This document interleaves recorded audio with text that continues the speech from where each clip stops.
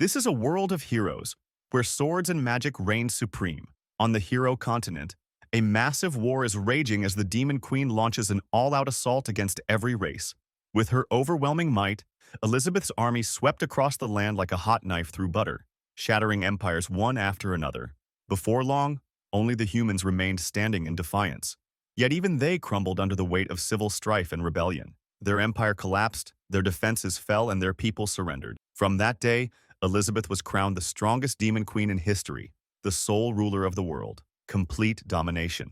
At the edge of destruction, a lone priest still stood against her army, shouting that this was not her victory, that one day a hero would rise to defeat her, just as the legends foretold. But before he could say more, he was kicked aside by the Queen's guard, none other than Prince Whis Malfoy, once heir of the humans, now her loyal servant. The priest, Barrow, was his teacher, the very man who had raised him as if he were the prophesied hero. With fury, Whis Malfoy called his words nonsense, vowing to prove his loyalty by striking him down with his demonic arm. But before the blow could land, a shadow appeared, commanding him to stop.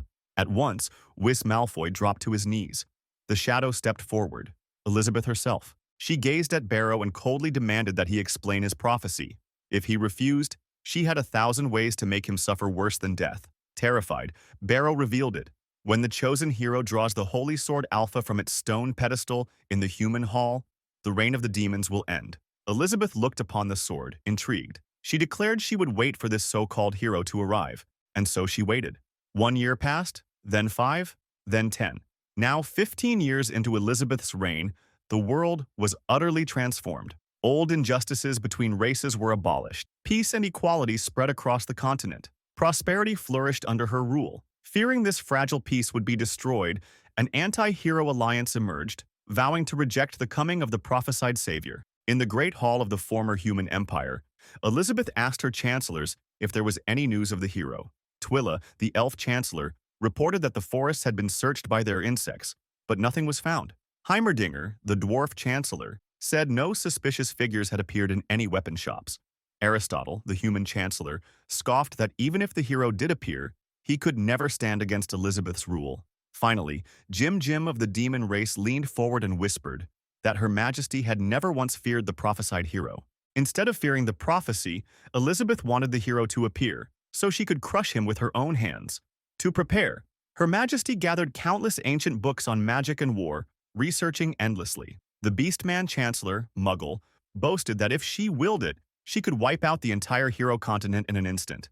Twila sneered that the so-called prophecy was nothing but nonsense from that fool Barrow. With Elizabeth ruling, they had no need for a savior. The hero could die before he even arrived. Then suddenly, a voice echoed through the hall. "Reject the hero! Reject the hero!" In marched Barrow himself, once the High Priest of Humanity, now the president of the Demon Queen's fan club and leader of the Anti-Hero Association. He shouted praise for Elizabeth, declaring the world must support her reign and reject the prophesied hero. With a flick of her finger, Elizabeth seized him by the neck, eyes burning. She demanded to know where the hero was hiding. Terrified, Barrow stammered that the prophecy wasn't absolute. Sometimes the one who surpasses it becomes the true ruler, like her, for example. Whis Malfoy bowed low, agreeing that Barrow was right. To even compare the prophecy to Her Majesty was an insult. He insisted Elizabeth's greatness transcended any legend, but Elizabeth silenced him with a whip of her tail, hissing coldly for him to shut up. Malfoy backed away in fear. She hurled Barrow aside and roared that her subordinates were all trash. The Queen had already reached the peak of the world. She longed for the hero to appear, only to use him as a stepping stone to prove her supremacy.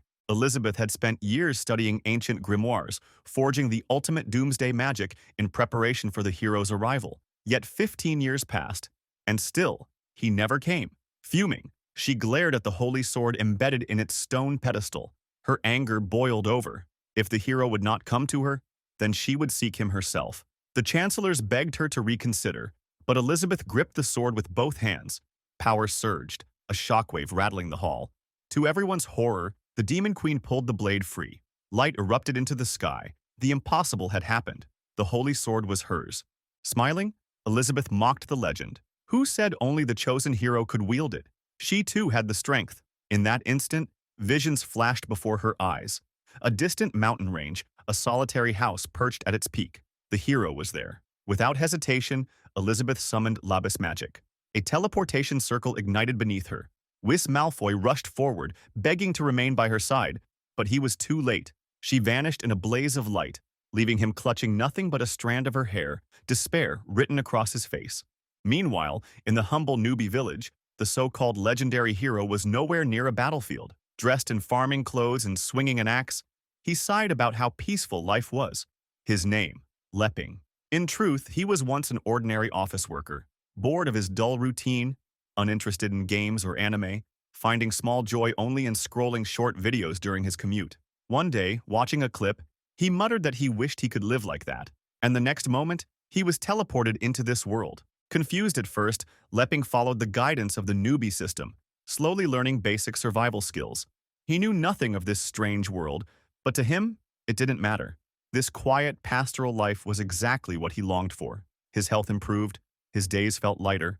But then came the message. The newbie system informed him that his beginner training was complete. He had met all the conditions to leave the village. It was time to begin his true adventure. Lepping protested. Couldn't he just stay here forever? But the system was relentless. Beyond the village awaited swordmasters, mages, countless skills to learn. It told him he was destined to become the legendary hero, the one to defeat the Demon Queen. And so, it urged him again. Please, start your adventure. But the system was stunned when Lepping declared he had no intention of killing any Demon King. He just wanted to live peacefully forever. The system insisted it was impossible. Defeating the Demon King was the player's mission. Messages kept flooding his vision. Please begin your adventure. Please leave the newbie village. But beyond nagging, it couldn't force him to do anything.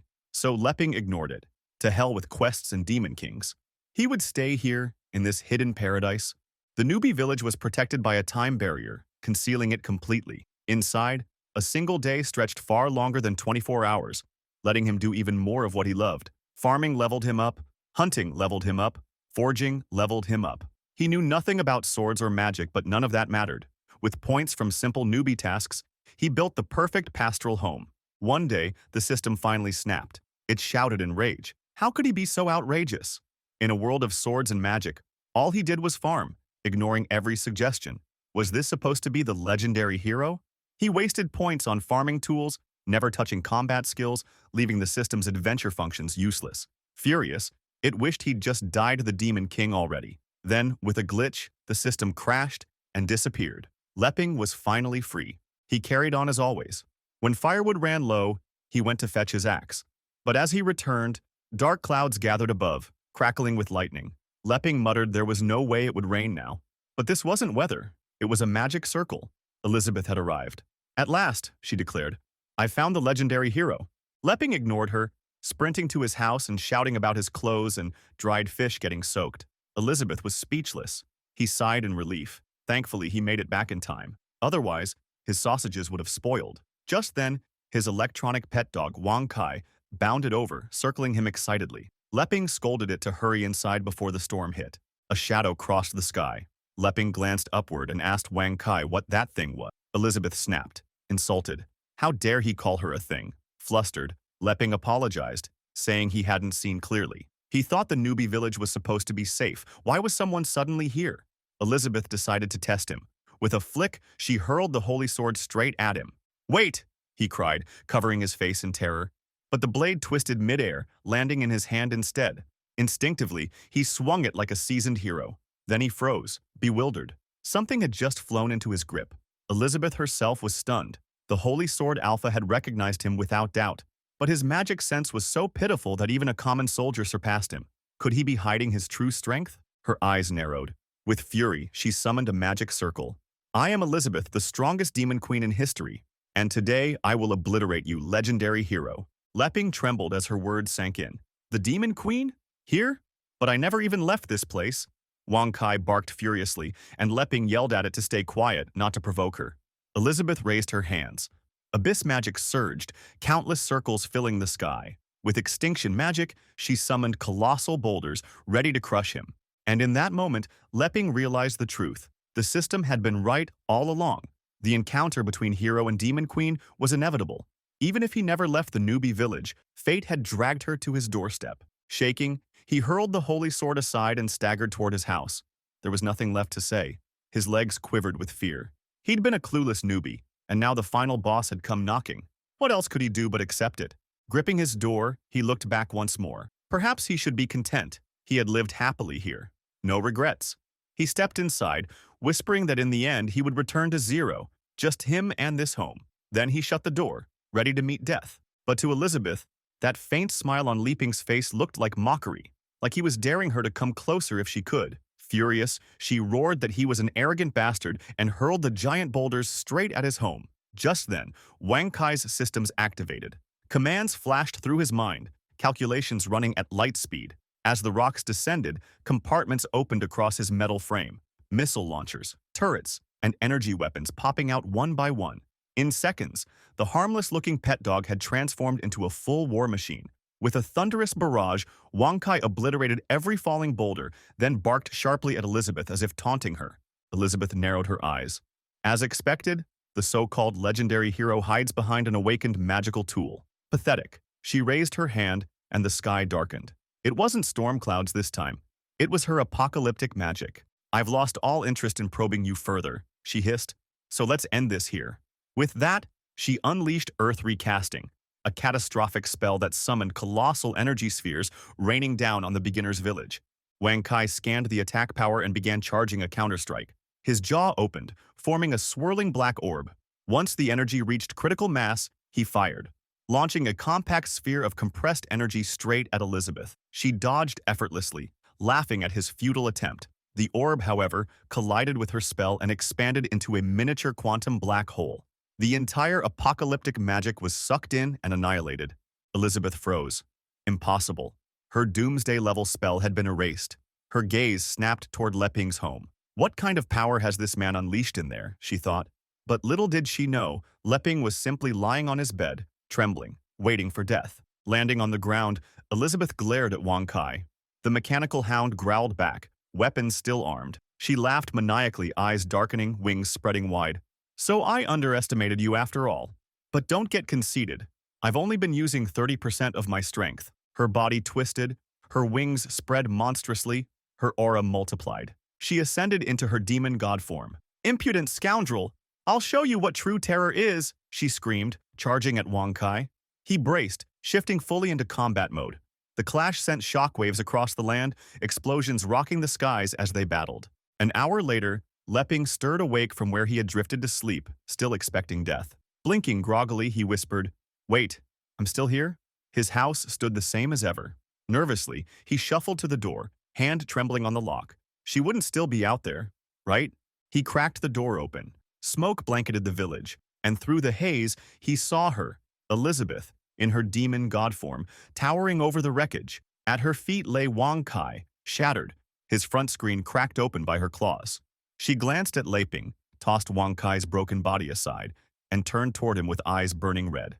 "I'm truly sorry," she sneered, "for destroying that magical tool you were so proud of." She advanced slowly. Terrified, Leping stammered, begging her to calm down. Can't we sit down and talk this out?" Elizabeth smirked. "Oh, we'll talk, right after I kill you." But her head began to throb, her body trembling uncontrollably. Impossible, to be pushed this far. Is this truly the ending foretold for me? Her strength collapsed, her wings folded back, and at last she lost consciousness, crashing into Leping's arms. Shocked, he caught her, asking if she was all right. Her demonic armor crumbled away, dissipating into fragments of energy. To his horror, her clothing vanished too. He froze, face bright red, blood spurting from his nose as Elizabeth lay unconscious and exposed. Later that night, Elizabeth lay on a bed, dressed again, wrists bound in handcuffs. She stirred awake, eyes wide in disbelief. The Demon Queen herself, defeated, humiliated, and now imprisoned by the very hero she had sworn to annihilate. Did he really keep her alive just to flaunt his power? Elizabeth clenched her fist, summoning abyss magic to shatter the cuffs. Yet nothing happened. Her eyes widened. Impossible. These restraints. They must be another legendary class artifact I've never encountered. Frustration boiled inside her. How much power is this so-called hero hiding? She scanned the strange objects around the room, convinced each one had some sinister function. He's far more dangerous than I imagined. I underestimated him completely. The door creaked open. Leping stepped in, startled to see her awake. Elizabeth glared, her pride unbroken. "If you mean to kill me, then do it, but don't expect me to beg for mercy." Leping barely heard her. His heart pounded. She really is terrifying. But if I want to survive, this is my one shot. He set a tray down and asked awkwardly, "Can we talk instead?" Elizabeth tugged at the cuffs. Lepping quickly added, "Those are just for precaution. You know better than anyone how terrifying you are." Her brows furrowed. His words made no sense. To her, it sounded like mockery. So he looks down on me? Apologizing as if I misjudged my place? He's not negotiating. He's threatening me. Lepping leaned forward nervously and unlocked the cuffs. "See? No ill intent. Let's just talk." Elizabeth turned her face away, swallowing her fury. "The situation isn't in my favor. Strong ones endure when they must. I'll play along, for now. But later, he'll regret this arrogance." Meanwhile, Lepping was practically trembling. "What have I done? I just freed her." He forced a smile. "Get some rest for now." Why hadn't he killed her when she was unconscious? Simple. In this world of swords and magic, he assumed someone like the Demon Queen had resurrection skills. Chickens and fish were one thing, but killing a person? Impossible for him. If there was another way to end the war, he'd take it. If I can prove I'm no threat, maybe even become her friend, I can live peacefully. The thought made him laugh to himself. Elizabeth, however, saw his grin and seethed. "He dares to mock me even now." Lepping went to pick up Wang Kai's broken body, his face falling. "Poor thing. Such a mess." Elizabeth tilted her head. "That machine. It was your strongest magical tool, wasn't it?" Lepping scratched his head. "Magic tool? It's just something I tinkered together out of boredom." Too lazy to explain, he simply said, "You could say that. I built him myself." At that, a faint smile crept onto Elizabeth's lips. "So, careless. Without that creature, he's lost his right arm. The balance tips back to me." Quietly, she channeled Abyss Infinite, restoring her strength. Rising to her feet, killing intent flooded the room. "My apologies for breaking your little toy." Lepping calmly pulled a small chip from Wang Kai's head. "It's fine. The memory card's intact." Elizabeth raised her hand, world-ending magic forming at her fingertips. This is it. The perfect moment to destroy him. But before she could strike, Lepping swung open a closet. Her eyes widened. Inside were rows upon rows of identical Wang Kai units. He inserted the chip into one, and the dogbot blinked to life, wagging its tail before switching into combat mode. Elizabeth froze in disbelief. "No, this can't be real. He has an army of them?" Lepping patted the new Wang Kai. "It's nice to have company. They get a little naughty sometimes, though, so I usually keep most of them shut down." The sight of man and machine together, smiling casually, struck her like a nightmare. To Elizabeth, they looked like demons incarnate. Trembling, she collapsed back onto the bed. No. Impossible." Then her nose twitched. She sniffed the air. "What is that smell?" Lepping blinked. "Oh, that? When you fainted, I cooked something to warm you up. Just meat porridge and dumplings." Elizabeth crossed her arms, refusing the bowl. "Only the weak need food. I've transcended far beyond such trivial needs." But right on cue, gurgle. Her stomach betrayed her. Heat flushed across her cheeks. Lepping's eyes lit up. "Yes, food diplomacy always works." He smiled nervously. "Don't worry, these are all made from vegetables and grains I grew myself. Completely natural. Please, just try one." Elizabeth hesitated, then delicately picked up a dumpling. She took a bite. Silent. Chewing. Expression unreadable. Lepping swallowed hard, sweat running down his forehead. "She's going to hate it. What was I thinking? Offering beginner village food to the Demon Queen herself." But one by one, she devoured them all. Finally, she muttered. Each bite bursts like fireworks. Simple, yet brimming with energy. Even the magic within the ingredients. Superb. She nearly refused to swallow the last bite, savoring it until finally she did, and her entire body jolted. Her heart raced. Her tongue ignited. This spice!" she gasped, trembling. Lepping panicked. "Ah, sorry. I only added a little chili. You don't handle spicy food well?" Elizabeth narrowed her eyes. "As expected, this hero is wicked. He's not feeding me. He's experimenting on me." Before she could explode, Lepping quickly offered another dish. "Wait, here. Century egg and lean pork congee. It's cooling. It'll balance the heat." Elizabeth glared at him, her thoughts racing. Poison in one hand, antidote in the other. How vile. He toys with me like I'm his captive subject. Still, curiosity won. She took a spoonful, then froze. Her mind went blank. The warmth of the porridge spread through her like sunlight breaking through storm clouds. For the first time in centuries, the endless weight of domination, prophecy, and war slipped from her shoulders. Just peace, just comfort. How insignificant I've been. Her aura rippled. In a flash, Elizabeth advanced, her power breaking into a new realm. She had become a 3-star demon queen, simply by eating. Eyes wide, she stared at the empty bowl. "Don't play dumb with me. What do you want from me?" Lepping nearly dropped the ladle. Me? I just want to research how a demon queen and a hero can, coexist." He tried to smile. "And, well, I'll keep cooking for you." Elizabeth froze. Her mind twisted his words. He's demanding that I, Elizabeth, supreme ruler, submit as his test subject, that I grow stronger, only to one day be defeated by him. Her pride flared. A queen may die, but she will never be shamed. Still, she clenched her fists and forced herself calm. "Forget it." Lepping's heart sank. "Forget it?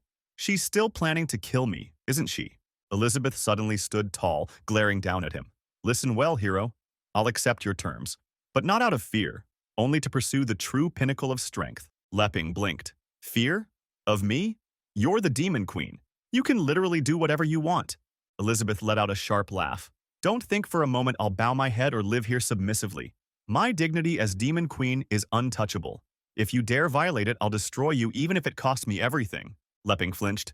Yeah, got it. Let's just try to get along." And so, time passed. 1 year later, the once hidden newbie village was no longer frozen in its strange time barrier. The holy sword, legendary weapon of prophecy, now served as Lepping's firewood chopping axe. The days were quiet, calm, but Lepping's heart wasn't. Ever since Elizabeth shattered the barrier and forced her way into his world, things had grown far more complicated. Time synchronization wasn't the issue, but the real disaster was that without the barrier's protection, the newbie village had lost its concealment and was now completely exposed to the wilderness, with monsters appearing nearby that weren't simple at all. Giant dragons, fire phoenixes, and other terrifying beasts roaming freely. Lepping knew he couldn't deal with any of them, even though he had the holy sword, which he could only use for chopping wood, but because of the demon queen's presence, no monster dared to approach. That made him realize one thing. If Elizabeth ever left, he was doomed. Suddenly, her voice echoed from inside the house, calling out that it was lunchtime and asking why it wasn't ready yet. And Lepping panicked, replying quickly that it was coming right away. He already knew now that if he wanted to survive in this world, he had to cling to Elizabeth's protection. Meanwhile, the demon queen had completely changed. She spent her days lying on the sofa, slim and terrifying no more, now a plump drama addict munching potato chips and binging human TV shows while complaining she was tired of rewatching the same recordings of Lepping, asking if he couldn't get anything new from his system. Lepping entered with a bowl of food, reminding her that the system had long disappeared, so it was impossible. Then asked her to come eat since he had prepared lunch. Elizabeth stretched, flapped her fingers, and summoned wings with a spell, though they were far smaller than the majestic ones she once had, and slowly floated into the kitchen. Suspicious, she asked him what poison was in these chips he kept feeding her, claiming the more she ate, the lazier she became, accusing him of using tasty food as a slow-acting poison to corrupt her into depravity. Lepping explained patiently that chips were simply high in calories and that overeating naturally makes people fat. Elizabeth froze at the word, glanced at her own body, and to her horror, realized she really had gained too much fat, her stomach soft and squeezable. Furious, she flicked her finger and activated her abyss magic, negative attributes conversion, and instantly transformed her fat into magic power, returning to her slim and beautiful demon queen form. She mocked him, saying she had turned his plot against her once again, and asked if he felt disappointed, while Lepping, nervous, just laughed and agreed, telling her she was always right and asked her to eat. Elizabeth's eyes sparkled at the food, and though her body was slim again, her appetite was still monstrous. She devoured it like a beast, while Lepping asked her to slow down, saying he could always make more, but she paused mid-bite, glaring, twisting his words into an insult that she was too weak, that he wanted her to fatten up before killing her. Her anger boiled, and she was about to challenge him to a decisive battle when Lepping returned from the fridge holding her favorite pudding. At once, her fury vanished, replaced by pure joy, and she jumped from her seat begging him to hand it over. Lepping sighed in relief, thinking how easy she was to calm down with the right food. Meanwhile, far away from the newbie village, an old man and a green-haired girl were desperately Lepping, while Lepping chased by ghost-like entities making eerie clicking sounds. One of the ghosts suddenly lunged, its long nails glowing with spatial tearing magic that shredded the air itself as it attacked. The old man dodged quickly, running even faster, but before he could escape, the ghost's hand twisted space itself, turning the strike into a deadly trap. Dark nails formed a cage around them, sealing both the old man and the girl inside with nowhere to run. When there was no way left to run, the old man pulled out his sword to fight back, And the green-haired girl beside him, his daughter Evil, refused to abandon him. He told her firmly to keep going toward the town, that it would be safe there, reminding her that he had promised her mother he would always protect her. But Evil was injured and couldn't fight, and she didn't want to leave him behind. While they hesitated, the ghosts caught up. One ghost used ghost fire, summoning a massive purple blaze from the sky.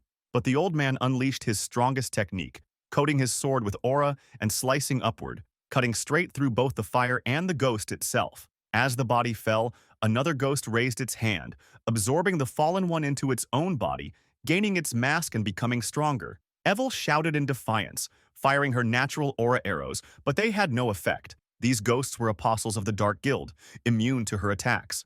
Her father shouted that she couldn't handle them and urged her again to run. Suddenly, one ghost pressed its frog-like hands to the ground, channeling aura through the earth toward the old man. He dodged, but while in the air he couldn't avoid the next strike, and a ghost slammed him with full force, sending him crashing into a giant rock. He spat blood, his vision flickering, but he held on, telling Evil not to worry. Then another ghost leapt and merged with the two-faced one, and together they transformed into a massive dark blue ghostly slime. Weak from blood loss, the old man finally lost consciousness. Evil, terrified and crying, begged the ghost to spare her father and take her instead, but the monster roared and raised its hand to finish them both. Just then, a colossal foot came down and crushed the ghost instantly, shattering the ground, rocks and dust everywhere. Evil froze in terror as she looked up at a towering Lord Mammoth, on whose head stood a house. Inside that house lived the immortal frog, and he turned to his elder brother, asking how to deal with the two helpless humans. His brother was none other than Wang Kai, Leping's mechanical pet dog. Wang Kai told him not to harm them and that he would take them back to his master. Sometime later, Evil woke up in a strange room, still shaken from the sight of the giant mammoth. Her first thought was her father's critical injuries. If he didn't get treated in time, he could die. She leapt up, still in armor, and rushed to the only door, flinging it open and shouting for him, only to stop in shock. Her father stood there completely healed, showing off his muscular body. Leping praised him, saying, "Uncle must have trained for years to build such strength." Evil's father replied proudly that as a warrior, physical fitness was fundamental. Leping's eyes lit up, thrilled to hear that warrior was a real profession in this world, calling it amazing. Wang Kai, excited by his master's enthusiasm, began running in circles around him, but Elizabeth, already annoyed by the commotion, simply raised her foot and kicked Wang Kai out of the way. Wang Kai went flying, hit the ground 3 times and whimpered while Elizabeth glared, calling him a stupid dog and demanding who told him to bring this riffraff back. The painful memory of Leping beaten and destroyed by the Demon Queen resurfaced in Wang Kai's system, making him shake in fear. Leping, however, completely ignored both of them, and instead reached out to touch Evil's father's bicep, marveling at how sturdy it was. Evil's father grinned and struck another pose, saying that since Mr. Leping liked it, he wouldn't hold back. Activating his 100% battle soul burning skill, he tore apart all his clothes, revealing muscles stacked upon muscles until he looked like a living statue of pure strength. Leping's eyes lit up with excitement as the old man struck more poses to show off, while Evil stood frozen in shock, asking her father what in the world he was doing. Surprised to see his daughter awake, he calmly told her he was just trying to please their savior. Leping began explaining the situation to Evil, but before he could finish, Elizabeth suddenly jumped between them. Narrowing her eyes, she told Evil coldly that since she was awake, both she and her father should leave. Stepping forward, Elizabeth put crushing pressure on Evil, warning her that in this place Elizabeth came first. Evil trembled in fear, but Leping quickly stepped in, trying to calm things down, saying it was rare to have guests and suggesting they all sit inside and talk. Inside, Leping poured tea for Evil and her father, apologizing for not having anything special in such a rural place. Explaining it was just barley tea, he brewed himself. Evil picked up her cup and whispered to her father if this was the miraculous potion he had told her about, the one that could heal instantly upon drinking. Leping chuckled, embarrassed, insisting it was just a little exaggerated. He had only given them cold well water earlier. Elizabeth, sitting beside Leping, wasn't happy. In her mind, she wondered if bringing these 2 weak humans back was part of some strange experiment. Did this mean she wasn't enough for him? Evil's father then told her that though he had been unconscious at the time, he faintly remembered Leping farming when Wang Kai dragged them back, and then how the moment Leping poured the drink into his mouth, he woke up healed completely. He admitted that without Mr. Leping's help, he feared he'd never have seen Evil again. Evil, shaken, began to doubt herself, wondering if they really deserve to drink such a precious thing. Don't forget to like the video and activate the cheeky little bell for the second part.